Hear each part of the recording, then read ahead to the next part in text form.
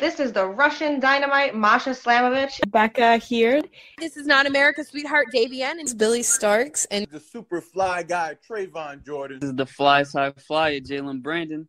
Hardcore Princess, Jules Malone. Hi there, this is the Bubblegum Princess, Alexia Nicole. This is the Brazilian Wonder Woman, Christy James. This is the baddest black belt, Chennai Kai. This is Kid Bandit. The smash hit, Joel Bateman. This is Robin Renegade. Cody Hawk. Brutal Bob Evans. And you are listening to Wrestling with Entertainment, one of my favorite podcasts in the whole wide world. This is pro wrestling's finest freshwater fisherman, Sebastian Seabass Finn, and you're listening to Wrestling with Entertainment.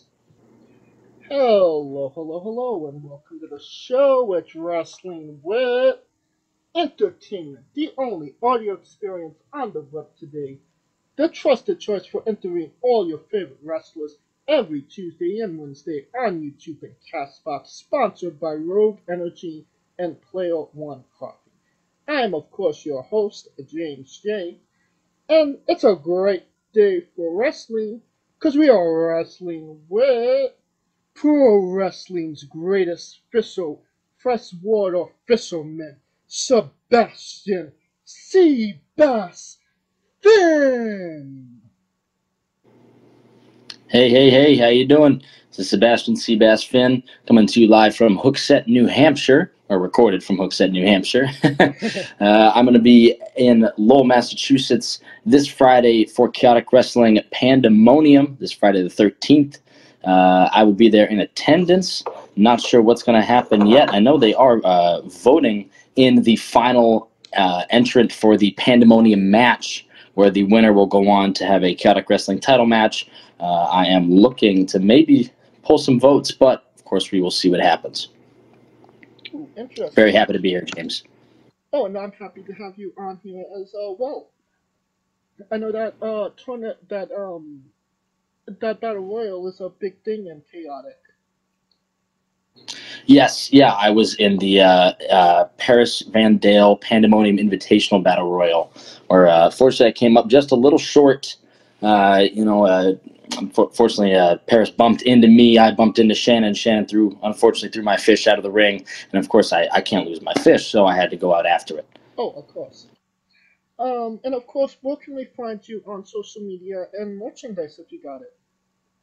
On social media, you can find me on Instagram at SeabassFinn, Twitter at SeabassFinn, and I don't have too much merchandise right now, but I do have some wonderful Carhartt trucker-style hats with my very own logo on it, as well as some T-shirts as well. I don't have too many sizes right now, but hats I sell for $30 and T-shirts $20. If you buy both, get them for $45.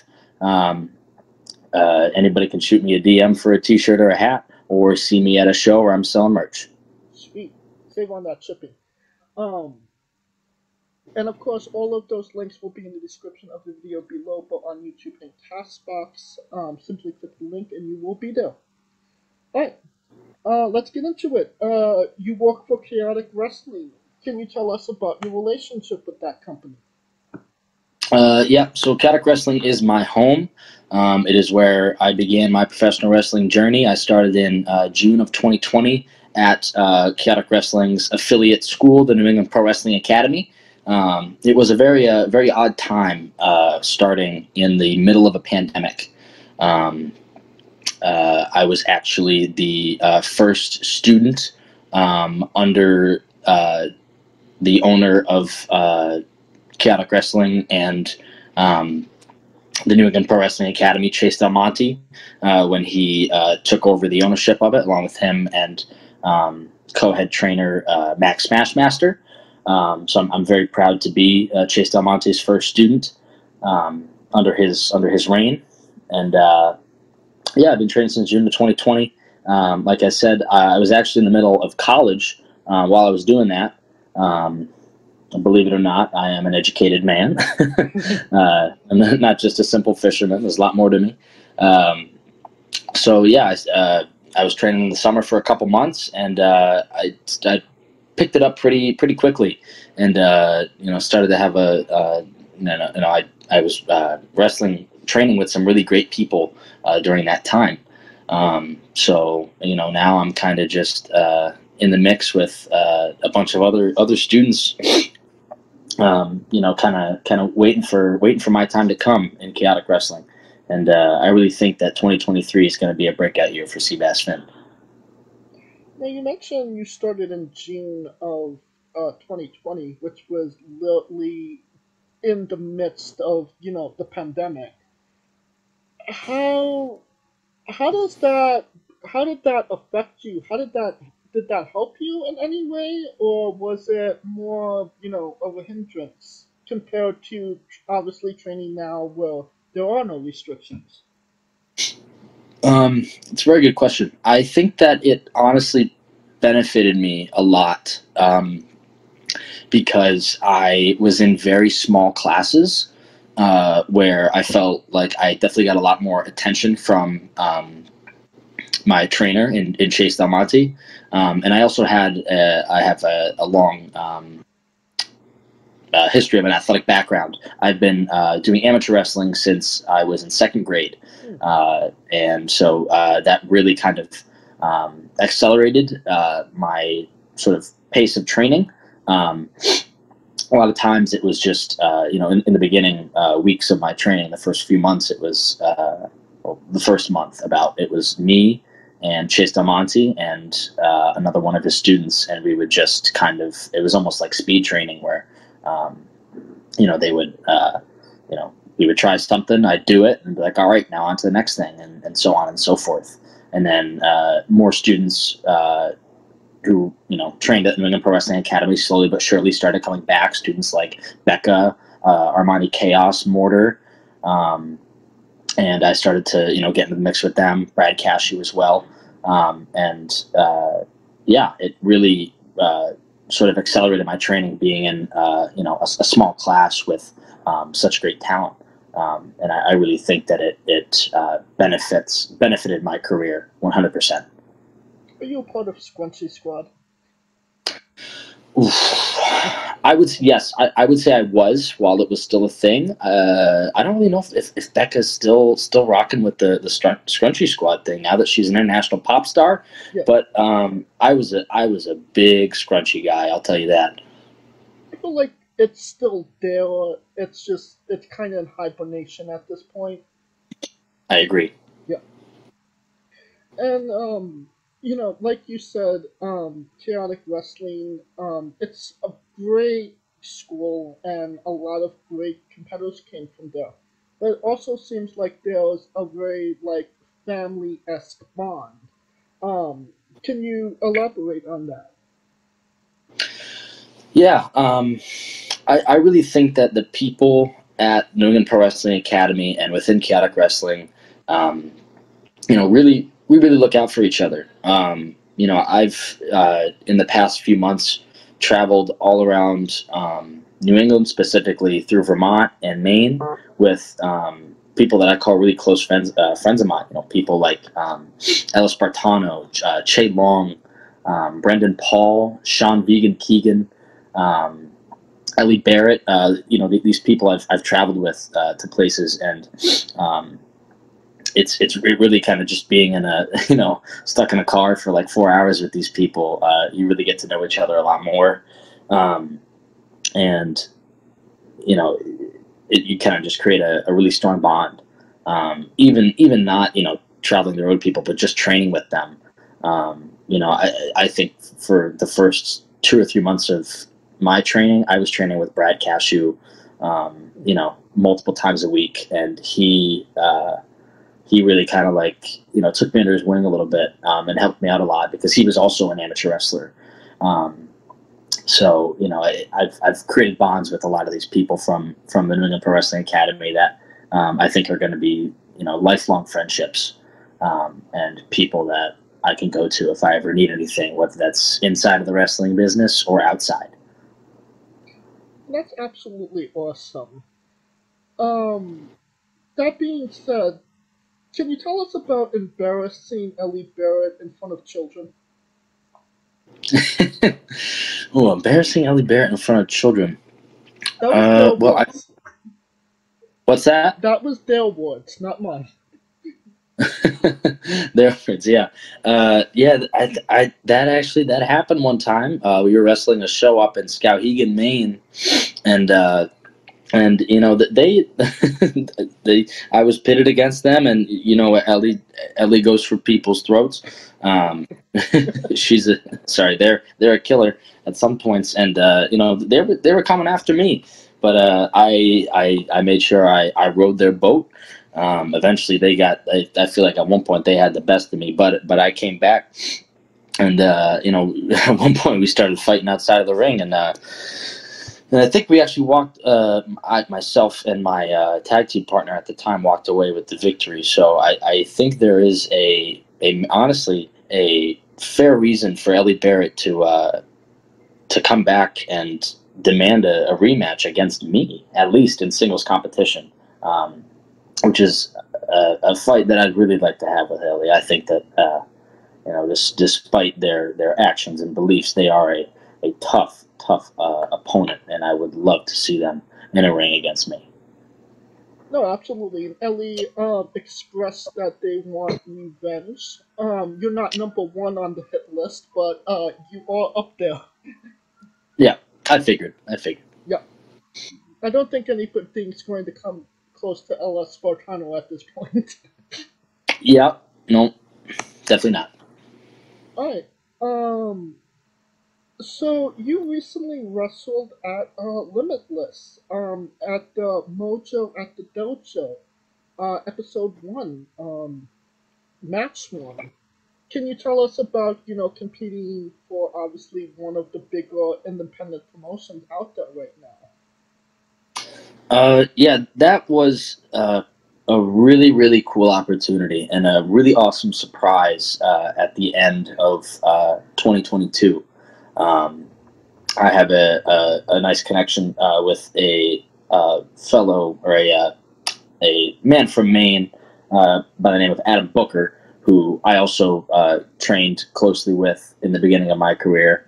And he reached out to LS Bartano, asking if he could get a carload of wrestlers to go up for some tapings at the Limitless Dojo. And I really didn't think much of it, but of course I decided to go.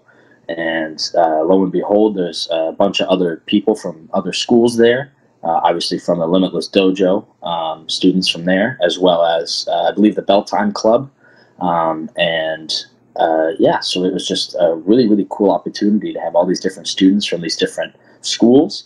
And sure enough, my match against Levi Spade was chosen to be the first match on the first episode of this new series. And there's definitely a lot more episodes to be in, you know, to be coming in the weeks that come. So yeah, that was a really awesome opportunity, and I think that my showing and the matches that I had really impressed some people, and I think I might see myself, or I'm hoping to see myself in a Limitless Wrestling or a Let's Wrestle wrestling ring in this 2023 year. And I think in the coming months there is a Let's Wrestle show on February 4th where there might be something in store for me. Alright. Well, you mentioned, because episode 1 dropped like a couple of days ago, you're saying that we will be seeing more Seabass in upcoming episodes as well. Yes, absolutely. Some more episodes with me, Ellis Bartano, and Shay Long. Awesome. And we'll, what does that kind of mean to you? Because obviously Limitless is a high regarded independent promotion. And obviously this is a new experimental thing that they're doing. And a lot of their experiments have been worked very well in the past. Obviously the Road and Pandemic at the Dojo. You were episode 1, match 1. You were of that. So of Mojo at the Dojo. So what does that mean to you? It honestly means the world. You know, I look back and at some of the previous Dojo series, like Pandemic at the Dojo and Mojo at the Dojo. and people that I trained with, people that I look up to in the wrestling business, and in the Northeast, they started there. So for me to be that first match,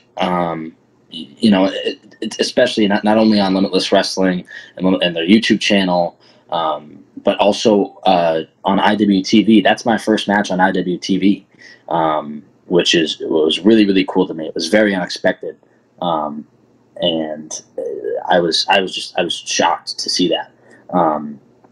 And so I'm hoping that that's the first thing that someone sees when they click on episode 1 of Mojo at the Dojo. That they're impressed, they're entertained by me, and they want to see more of me.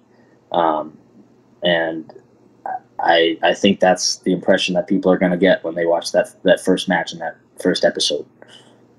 Now, I'm not sure if you've competed, at the No Arena shows, but what was it like?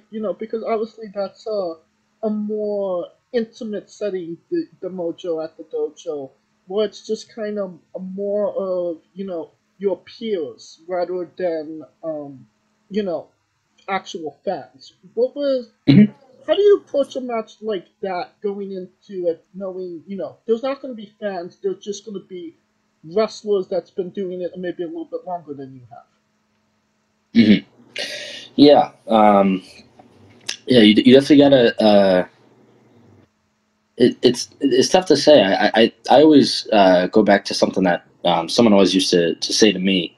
One of my trainers, Max Smashmaster, he would always say, at certain shows, big shows, you always want to do your best hits, moves that that you're good at and that you could do, or at least attempt for them. And you never want to try something new or try something kind of crazy at a new show like this, or a show where people haven't seen you before, maybe. So you kind of got to take things a little slow. You got to know your crowd, obviously. So obviously the crowd is my peers. So whether that's finding something to maybe it is something a little different that maybe my peers would be like, oh, maybe I haven't seen him do that before. But at the same time, it is an intimate setting. So obviously you got to play to that crowd. But I'm definitely not a stranger to that intimate setting. I was also, long before Seabass Finn was even a thought, I wrestled on the Chaotic Wrestling Reloaded tapings as Jack St. Bernard, where I had 3 matches. One was against a man by the name of Billy Wanker. The other was against former Chaotic Wrestling heavyweight champion Davian. And the last one was against a member of the unit by the name of Trigger the OG. And those are the only three matches I ever had as the name Jack St. Bernard before Seabass Finn eventually came into fruition.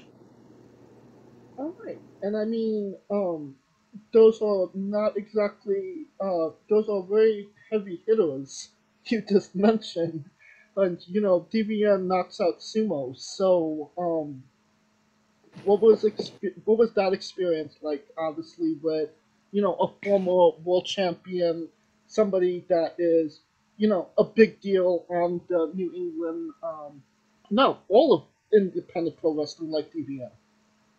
Yeah, that was definitely a really, really amazing opportunity that I had to be, even sharing a ring with Davian. And I was very, very new at the time, so I really wasn't sure what I was getting my hands into. She kicked my ass in probably the span of like 2 minutes. No way I was walking out with a win there, but I still thought I'd put up a good fight for what it was worth. And that match actually led to my last match as Jack St. Bernard against Trigger the OG. So, definitely gave me some opportunity, and I was extremely grateful to have wrestled such a icon and wrestler that is Davian. Oh, absolutely. Now going back to the the Mojo at the dojo, you wrestled Levi Spade. It was a fantastic match, but maybe not the greatest ending considering that you were attacked by Dylan Nix, and LS Spartano and Che Long made the save. Yes, they did. They're Ellis Bartano and Che Long. They are my boys. I'd go to hell and back for them, and I know they'd do the same for me. I was really disappointed to see that my match and the first match at Mojo at the Dojo ends in a disqualification. Of course, I get the win, but not the way that I wanted. I think there's definitely something in store for Dylan Nix and Levi Spade in the coming weeks in Mojo at the Dojo. Looking forward to a little Nefra versus Limitless Dojo six-man action. Yep. Sounds interesting to me, for sure. Alright, speaking of Nefra, can you tell us about your experience in the NEPW tournament? Yes. So I had only one match, unfortunately, in the New England Pro Wrestling Academy tournament. Again, and that was against a good friend of mine, Che Long. And he really, he caught me by surprise. As my grandfather would say, the bass man, he would always say, "Some days you're the fish, other days you're the fisherman." And I guess I wasn't all fisherman that day. I got caught by Che Long, and that's the honest truth. That day he was the better man. But I think if we wrestle again, it's gonna be a barn burner, and I think I got what it takes to I know what's coming now. Obviously, I hadn't really seen him wrestle too many times before, so I think I'll know what to expect the next time I wrestle him, and I really look forward to the next time that I get to step into the ring with Che Long again. Oh yeah, and I mean, you already you have one up on him already because you actually have a Twitter account and he doesn't. That is true. That's very true. And I believe very true. And I believe you have one on Espartano as well, as he only has maybe 3 tweets, and you have, as of this recording, 28. Oh. Yes. Wow. I guess I am up on both of them. Yeah. You got that social media game going. I'm trying. But, it does seem like, this crop of, superstars coming out of, Chaotic, in the New England Academy, it does seem like there is something maybe a little bit more special about them. Is that just, iron sharpening iron? Is it just the level of talent at this point? What are your thoughts on that? I'll take another word from one of my trainers. I think we are one of the best schools in the nation today. I think that we have produced countless. We are called the birthplace of stars for a reason. I think that we've produced a handful of successful talent that have made it to the WWE, and traveled all over the world across multiple promotions and countries and continents. And I really think that there is a sort of a sense of like, it's almost like a badge of honor in a way. I feel like when somebody asks, "Oh, where do you train at?" and I say I train at the New England Pro Wrestling Academy, and again, I think that there is a sort of lineage that is starting of greats that are starting to go out into the wrestling business and into other places, and I think it's kind of just like a legacy of success that we're building. And in quick time too. I think that, over the past couple of years, we've had a lot of really, really great talent on varying levels of the independent scene and the national scene, international scene. And it's been really cool to, be affiliated with those people who are gaining such large success. So it's definitely really, really special to be amongst the likes of stars like Becca and Mortar, Brad Cashew, Armani Chaos, even more Love Doug, TJ Crawford.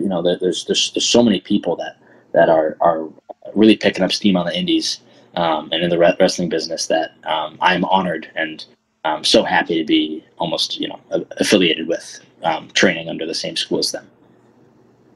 Oh, absolutely. And going back to Che Long, have you ever experienced any paranormal activity with Che? Paranormal activity? I can't say I have. There was one time we were sleeping in the same room together on a trip, and his snoring seemed a little weird. I didn't expect a guy like him to snore, but it was just, I don't know, louder than I expected it to be. I still fell asleep, but it was just like, this guy's snoring awfully loud. Didn't expect it. Did not expect it from a guy like him. All right. Well, I don't think that's paranormal. Maybe just an odd occurrence. Maybe. All right. You also competed against Ricky Smokes, somebody that is becoming a staple of Chaotic at this point. What was that experience like, and that going into that match? Oof, yeah. That was tough because I was going into that match with a loss under my belt from the Nepwa tournament, and Sebastian Finn had his first match ever as Sebastian Finn against Ricky Smokes in a mini tournament where the winner, I believe, was going on some tour, some trip to England, and at that point, Seabass was just a guppy in the big sea, and Ricky was the shark. But that match in Dover, I felt like I really hit a stride in that match, and that is I feel like one of my best matches to date.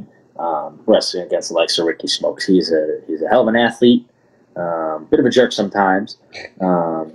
He's got I'd say he's got a big ego, a little bit, but he's a tough SOB, and he stomped my bass right into that ground at the end of that match. Oh man, I had probably a mark on my chest from his boots for, I don't know, maybe a whole week, but I'm still proud of myself for lasting as long as I did with a guy like Ricky Smokes. Oh, for sure. And it's not. I heard somewhere. It's not losses; it's learning. Absolutely. And you're just, it seems like you've gotten like a lot of learning experience in this last year. Mm-hmm. You're 100%. Leveling up, as they say. Yeah, absolutely. I've attended a handful of seminars this past year. I believe I had one with Lindsay Dorado, and then I also attended another one with another Chaotic staple, Anthony Green. And I felt like I definitely got a lot out of that seminar with Anthony Green, much more than he knows. And it really meant a lot to me to hear what he had to say. just about wrestling and beyond that. So yeah, I definitely learned a lot this year about myself and who I am, and I'm really hoping to take all that knowledge into 2023 with me and make this a good year. And I mean, again, you've started this year really hot already. Is Anthony Green match something you're clamoring for? That would be really cool to have a match with AG. AG was another guy. He was around for a bit when I first started training, and was so gracious and kind and really helped me in my training a handful of times. He even I think I was turning 21 that summer. Of June of 2020 when I first started training, and I got to go, I went out to dinner actually with a few friends from Nepois. AG was one of them. We went out to a Chili's, and he decided to give me a birthday chop, and he put me right on my ass in front of the rest of the guys in a Chili's parking lot with that chop. I fell right to my butt. But yeah, and a match with AG, definitely a goal for 2023. Something I would love to have. That being said, I don't really believe in resolutions, but what are some of the goals in this next year? Ooh.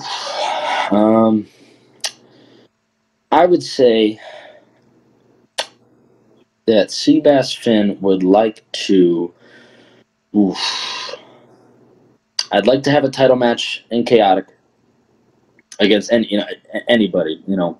Whether that's Panoptic champion Armani Chaos, New England champion Mortar, heavyweight champion the Mecca. I think that's a goal of mine in Chaotic.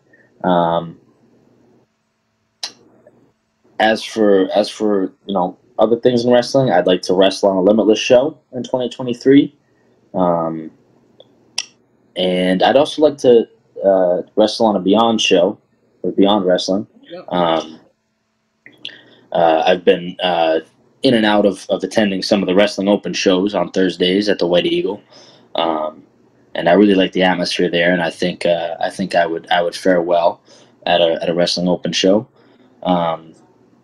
And I'd also really just like to venture out more. I'd like to wrestle in more states. Right now, I only have wrestled in Vermont, New Hampshire, Massachusetts, and Maine.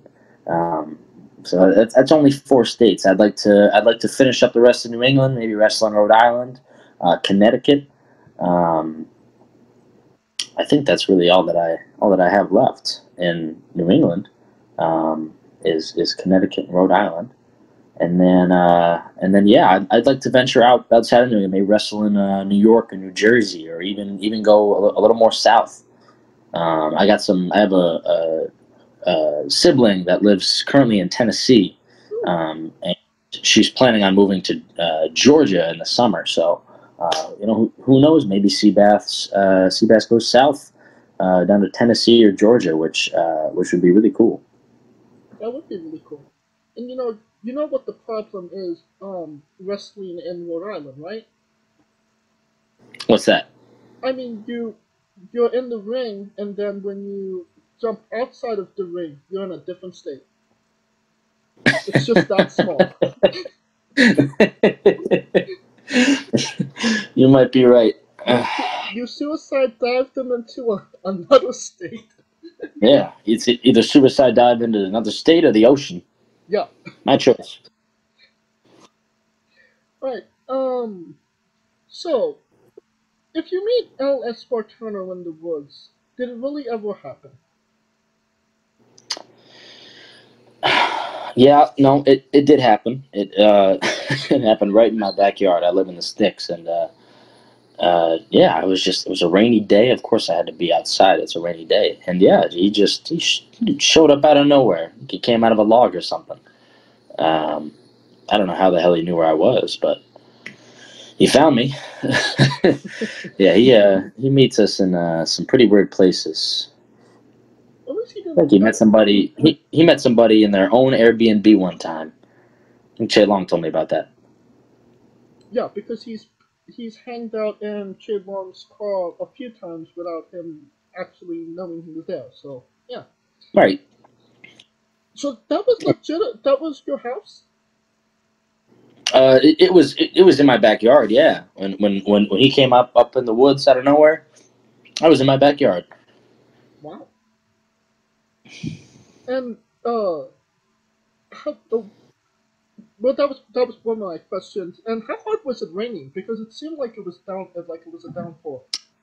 It wasn't that bad. I've definitely fared worse, out on a lake or on a shore while fishing. But it wasn't coming down that bad. Oh, okay. And last question. How have you seen LS Spartano eat and how much? Oh, have I seen him eat and how much? I've seen that dude eat a lot, especially before shows. I mean, most of the time it's a couple hours before. He wouldn't stuff his face right before a match, but on the day of a show, we're traveling somewhere, we stop for food. That dude gets like a whole pizza, or maybe like a slice of pizza and a giant sandwich or sub, a whoopie pie, some sort of drink. And yeah, that dude's got an endless stomach and an iron stomach. I mean, he can eat anything and be fine. I have like the slightest amount of dairy, and I'm holding my ass about to go into a match. Well, that definitely answers another question I have followed up. Yeah, it doesn't seem like the wisest decision to eat that much food before a match, but it seems to work for him, so yeah, good on him. Yeah, absolutely. So, Seabass is not challenging Espartano to an eating challenge anytime soon.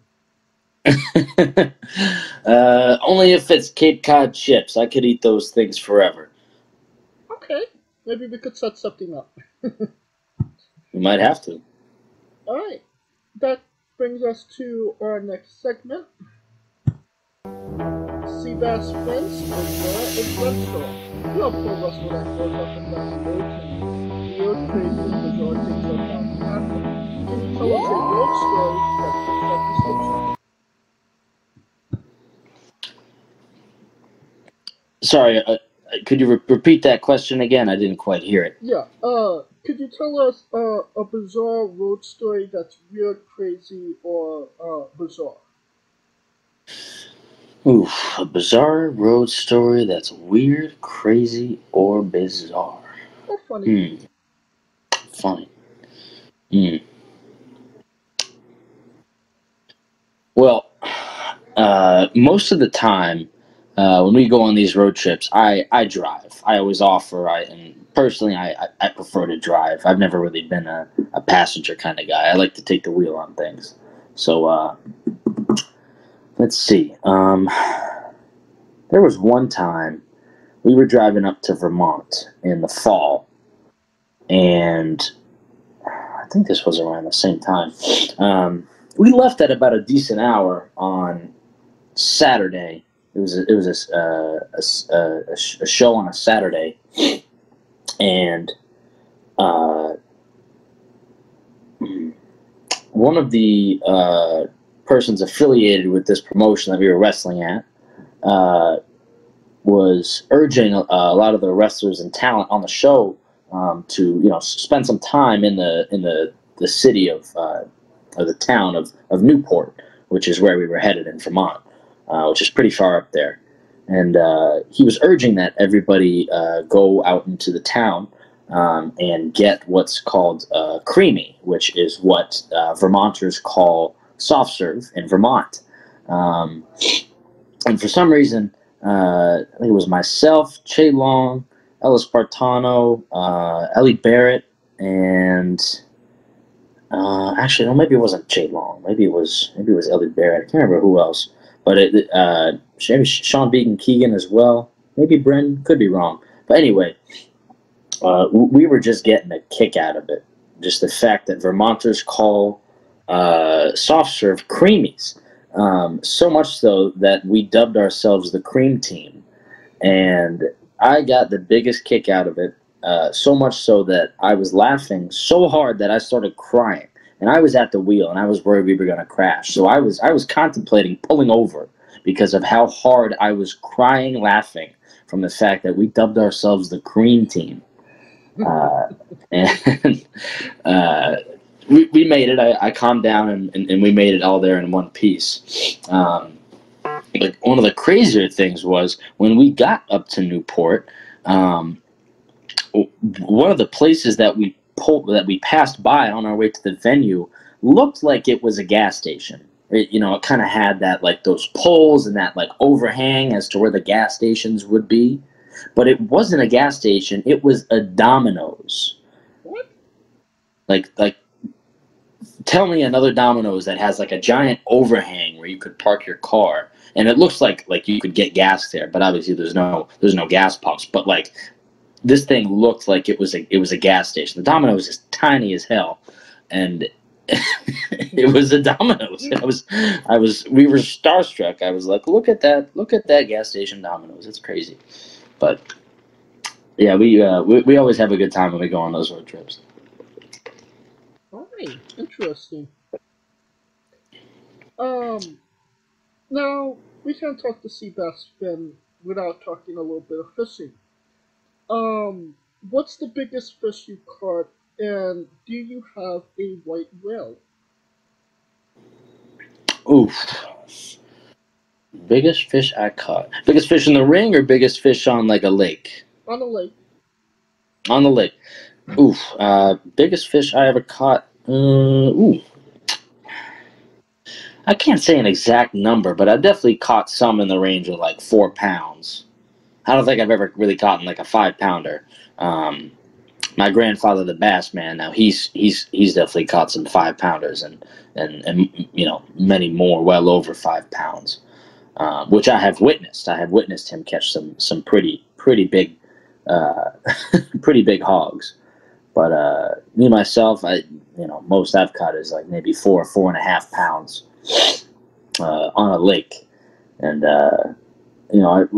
but I'll tell you one thing. There was one time this past summer that me and my grandfather, the bass man, caught probably 40 fish combined on the day.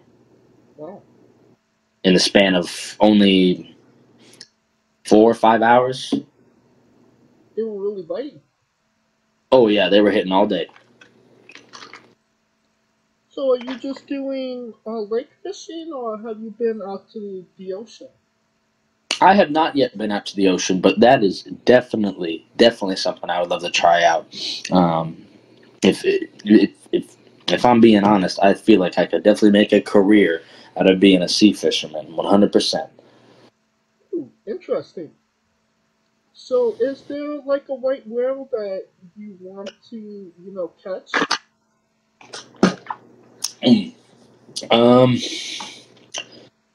Maybe not necessarily on the lake.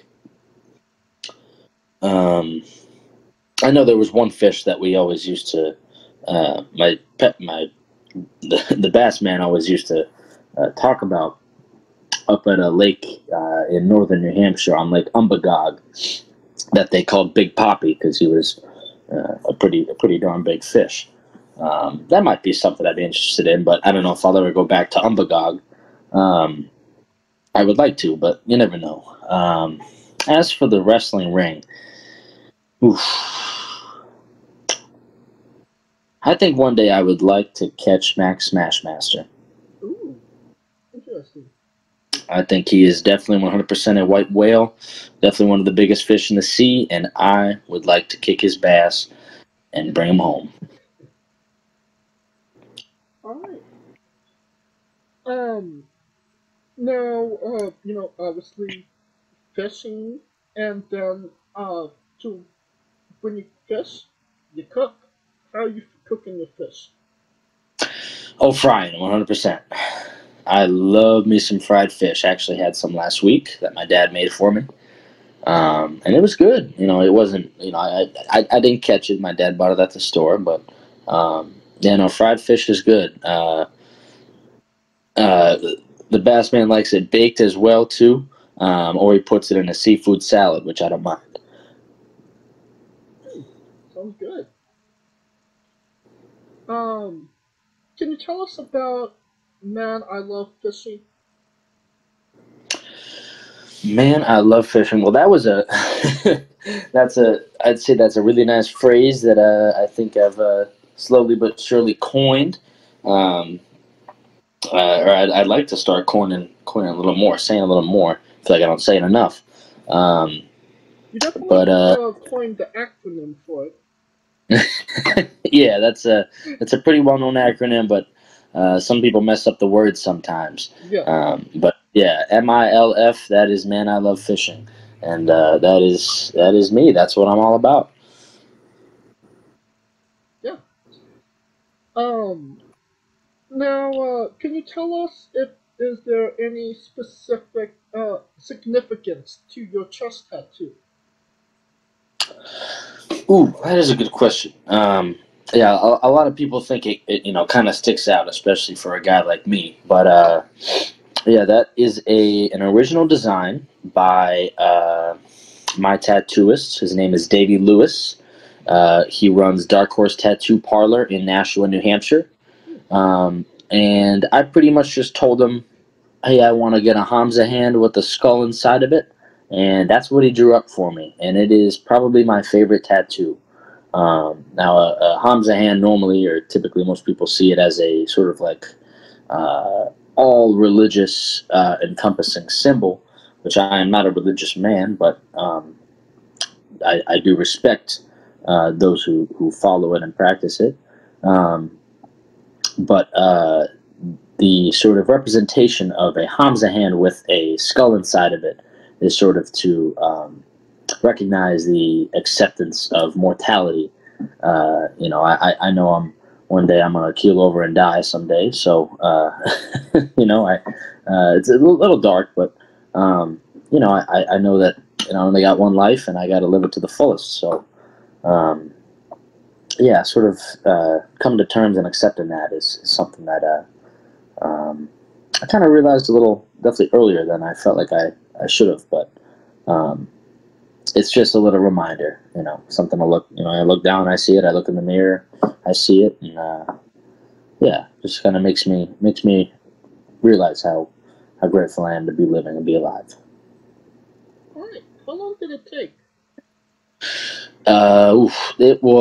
It took 2 sessions, and both I think were around an hour and a half. So probably a total of 3 hours. First they did all the tracing and stuff, and I waited a few weeks in between the first and second session. And then second session they shaded it all the black in, and yeah, it was a hefty price, but I have no regrets. That's not too bad. 3 hours. Usually, things like that take like maybe 4 to 8 hours. Yeah. My tattooist is he's really good, and he's very old school. I'm very actually itching to go back to him pretty soon. What are we getting next?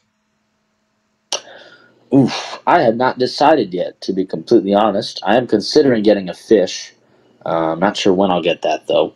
Man, I love fishing. I now that you say it, I might have to. I might have to someday. Whether that's on my knuckles or if I just get it somewhere else. But that'd be funny. If somebody says something about it, get your mind out of the gutter. Just get the 4 letters. Oh, that'd be too good. Alright, it sounds like, you've had, you're just beginning your career and you've done so much so far. They decided to make a movie about Seabass Finn. Every movie has a soundtrack. What would be the first 3 songs on the Seabass Finn movie soundtrack up to this point? First 3 songs. Oh man. All right. Well, the first one would definitely be the song that I use in Chaotic, which is Green River by Creedence Clearwater Revival.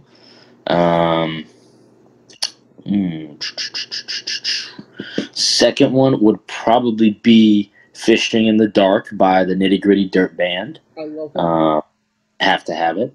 And then the third one, I think, would probably be Listen to the Music by the Doobie Brothers. All those songs I just love. Yeah. And I think they would fit really well in a movie about me. Honestly, I love the soundtrack. Thank you. This is sounding fantastic to me. Alright, Thank you. now that we got the soundtrack down, it's time for casting. Who plays Seabass Finn? And you can't say yourself because you're legally obligated to make a Stan Lee-esque cameo. Okay, all right. Oof. Let's see. Man, that is a good question. How to think about that one? I would say, a guy like either. I'm very biased towards my favorites. Tom Hardy is my favorite actor, hands down. So like it'd be really cool to have him play me. But I think if I want to pick somebody that kind of looks like me and might fit the role more, and I feel like could really dive into the character that is Seabass Finn, I think Aaron Paul from Breaking Bad would fit pretty well as Seabass. I dig that. Both of them. Thank you. Yeah. Alright, and every movie has a supporting cast. Who would be 3 people in your movie and who would play them? 3 people in my movie and who would play them? Oh man, that's a good question. Okay. Well, this is a movie about Seabass Finn.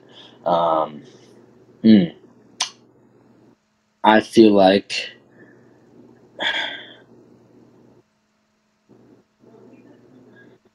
I couldn't have a Seabass movie without Brad Cashew. So if I'm picking somebody to play Brad Cashew, oof.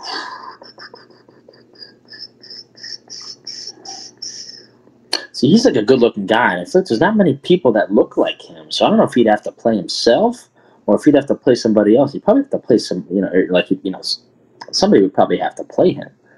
I mean, I accept Brad playing Brad. You saying Brad Pitt playing Brad? No, I mean him playing himself. But I think he would be complimented if you picked Brad Pitt. Yeah, no, I honestly, yeah, I think why not have a Brad play a Brad? And then, if I gotta, I think I would pick my good buddy Ellis Spartano as well. And, I'd have to pick, somebody to play Ellis Spartano. I think I'd pick Ben Affleck to play Ellis Spartano. And then,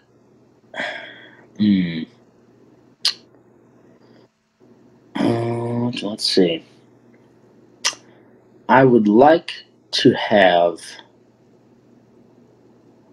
Chris Loggins in my movie because he was actually one of my first matches in Chaotic. He was my tag team partner, and that was long before he was the Dirt Worst. So that would be kind of cool to have that little story in there where he goes from being my tag partner to being this real crappy dude. So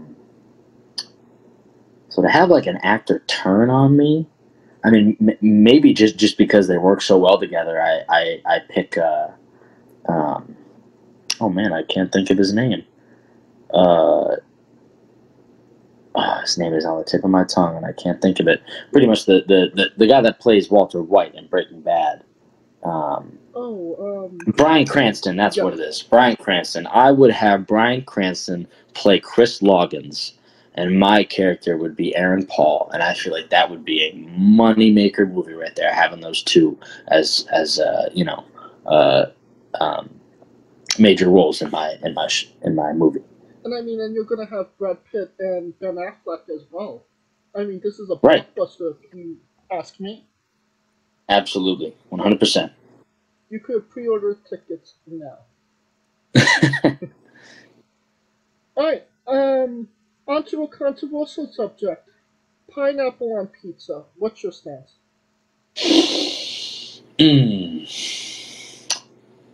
I have never tried it. I don't know if I ever will.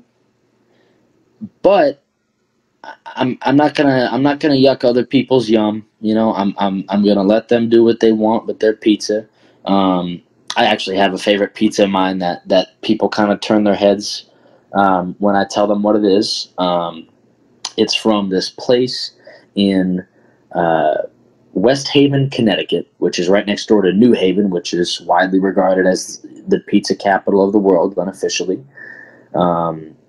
This place is called Zoo Parties a Pizza in West Haven.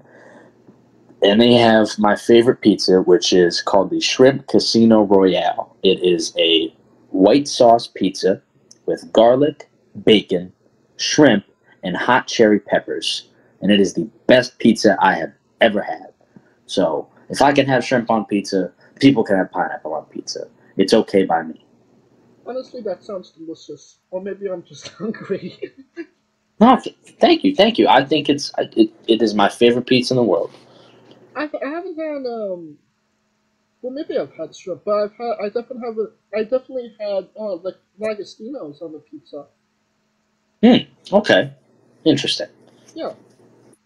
Alright, so not pro pineapple, but not your cup of tea either.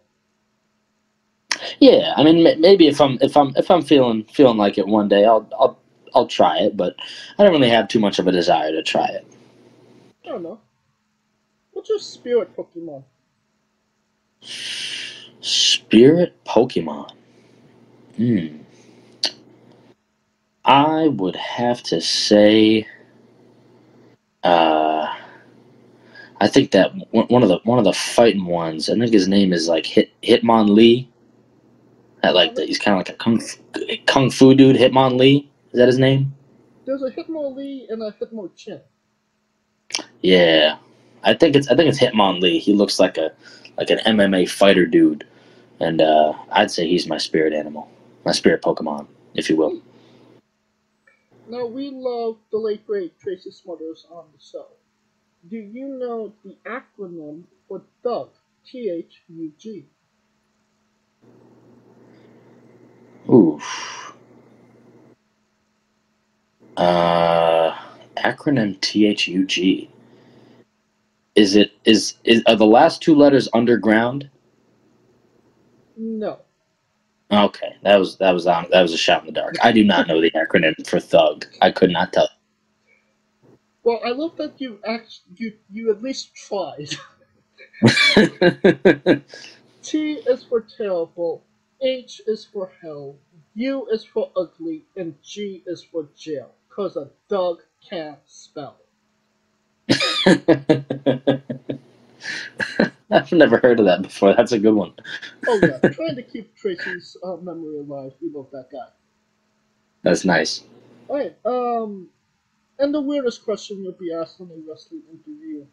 Would you ever consider wrestling a rock? Not Dwayne Johnson, not the country, an actual rock. Yeah. You know, I think if a guy came up to me and said, "Hey, tonight you're wrestling a rock," and it was a 400-pound boulder, I would put my whole strength behind my right hand and try to smash that boulder. Yeah, I'm putting up a fight against that boulder, against that rock. It's going down. Alright, I love that. Just for context, there's this wrestler named Psycho Mike that wrestled an actual rock for over 15 minutes in a Tungsten Man match, an Iron Man match that lasted for 2 weeks. Wow. Yeah. That guy's got some serious stamina. He had a match inside while he was wrestling the Rock. Wow. Yeah. He didn't win That's the insane. match, though. No. Ain't no way that someone's going to beat a Rock. I don't even think I would beat a Rock, but I would sure as hell like to try. Well, I mean, the Rock was the world champion. So, Right. No, you're right. Alright, on a more serious note, where do you see yourself in 5 years?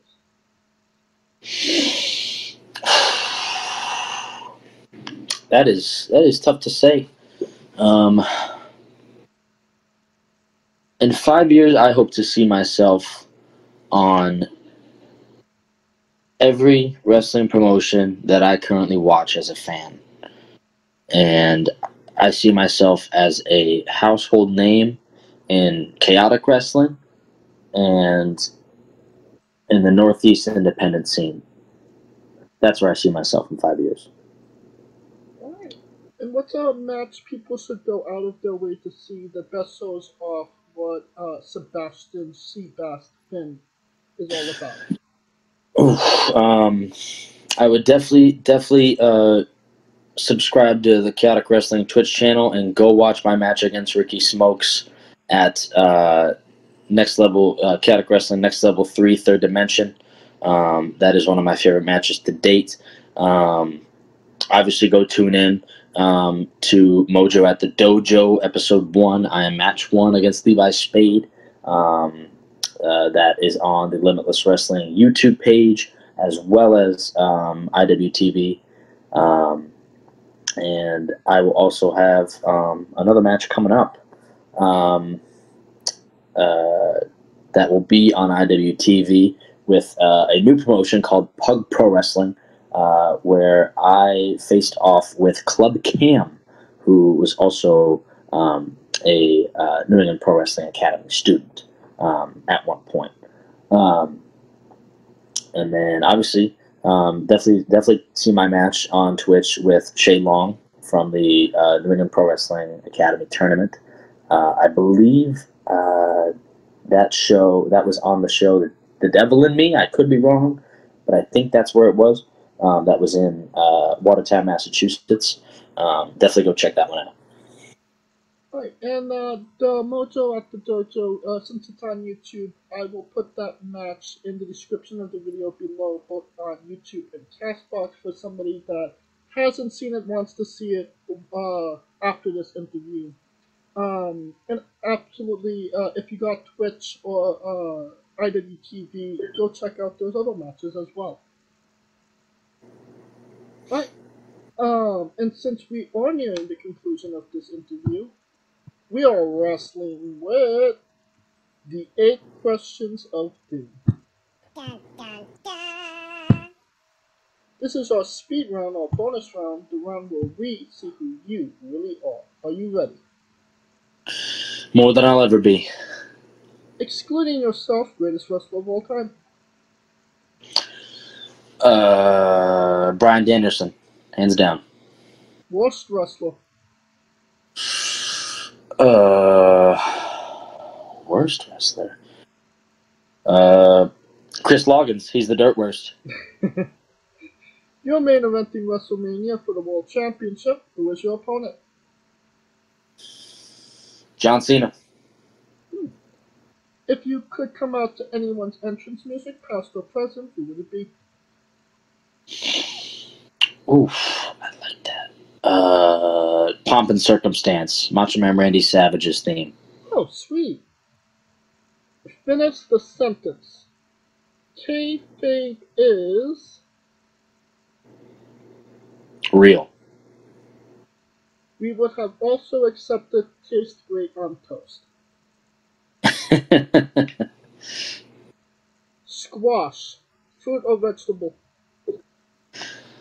Oh, somebody's asked me that before, and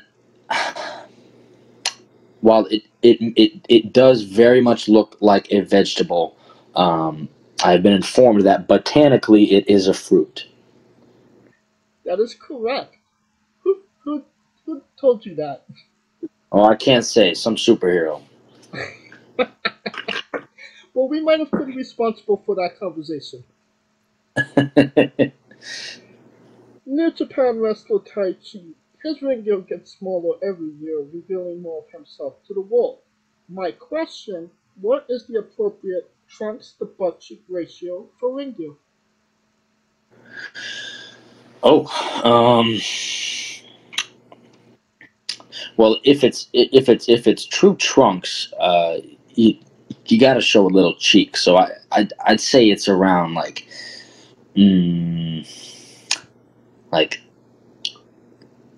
if you're trying to cover your ass with fabric, I'd say it's like 70% trunk and like 30% cheek. Okay. And the last question, the main event, the thing everybody wants to know. Have you ever had a conversation with a stranger in a supermarket about Darby Allin?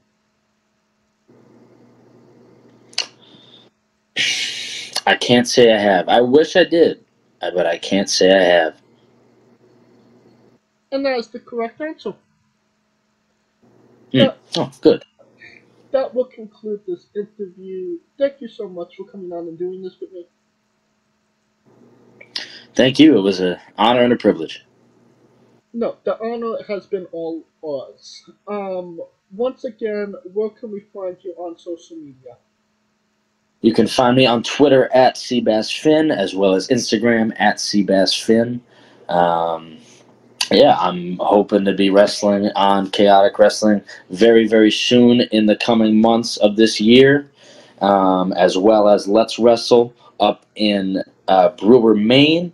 And I believe that's all I got right now.